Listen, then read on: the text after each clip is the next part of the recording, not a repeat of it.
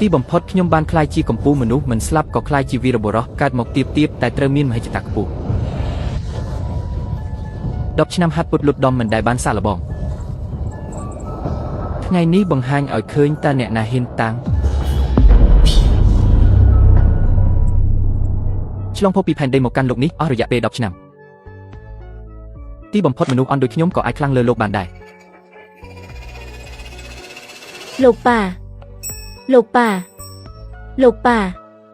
លោកប៉ាបើប៉ាខ្លាំងលើលោកហើយមិនក៏មិនឲ្យគេដឹងទៅត្រកូលលីនយើងស្មោះត្រង់នឹងជាតិម្ដាយកូនក៏នៅការពារព្រំដែន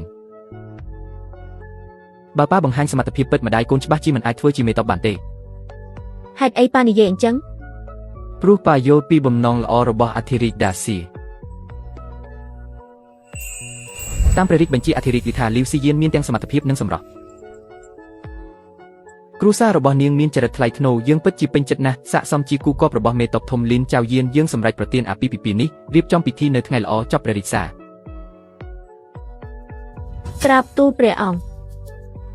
ទូលបង្គំសូមទទួលរាជសារនិងអរព្រះគុណ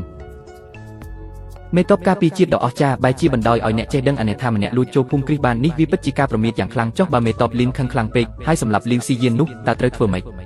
ការបំផ្លាញអាពាហ៍ពិពាហ៍ដែលព្រះអង្គប្រទានឲ្យគឺជាការប្រឆាំងរាជសារ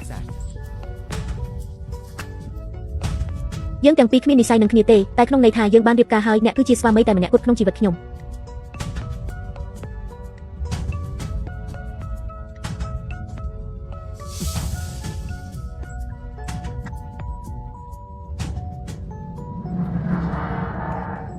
លោកពុកអធិរាជតាសៀមានបំណងអ្វីកូនមិនដឹងទេកូនសម្លាញ់ឲ្យរឿងទាំងនេះកូនមិនចាំបាច់ដឹងនៅពេលនេះទេសៀវទៅអ្វីដែលសំខាន់បំផុតសម្រាប់កូនពេលនេះគឺត្រូវខំរៀនសូត្រលោកប៉ាសានទៅនិយាយថាអ្នកចេះដឹងគ្មានប្រយោជន៍ទេរៀនទៅក៏គ្មានអនាគតដែរមើលចុះអ្នកម៉ាក់មិនដែលរៀនផងនៅតែអាចធ្វើជាមេតបដ៏អស្ចារ្យរបស់នគរសៀបានតើនៅលើលោកនេះមិនមែនគ្រប់គ្នាសុទ្ធតែពូកែដូចម៉ាក់កូនឯងនោះទេម៉ាក់របស់កូនគឺជាមេតបការពារជាតិប្រជារាស្ត្រគ្រប់គ្នាស្រឡាញ់និងគោរពគាត់ណាស់ប៉ុន្តែកូនមិនអាចយកគាត់មកធ្វើជាលេសដើម្បីមើលងាយអ្នកចេះដឹងបានឡើយកូនរៀនសូត្រគឺដើម្បីឲ្យកូនចេះអក្សរនិងស្គាល់ខុសត្រូវបើថ្ងៃក្រោយកូនមិនចេះអក្សរមិនដឹងខុសត្រូវតើកូនរស់នៅដោយរបៀបណាទៅសៀវទៅចាំទុកឲ្យច្បាស់ណាចាសលោកប្រុសអ្នកនាងមានរឿងហើយថាអីមានរឿងអីលោកម្ចាស់អ្នកនាងត្រូវគេលួចធ្វើបាបត្រូវថ្នាំបំពុលហើយអ្វីដែលកាន់តែអាក្រក់នោះគឺខាងសមរភូមិរាយការណ៍មកថានគរលីវលីបានប្រមូលទ័ពធំហើយខ្លាចតែពេលថ្នាំបំពុលអ្នកនាងរើឡើងក៏ជាពេលដែលនគរលីវលីវាយកច្រកសមុទ្រខាងត្បូងបានដែរជាងយាននាងបារម្ភពីសុខទុក្ខរាជលើកនេះនាងប្រហែលជាពិបាកកិច្ចផុតហើយ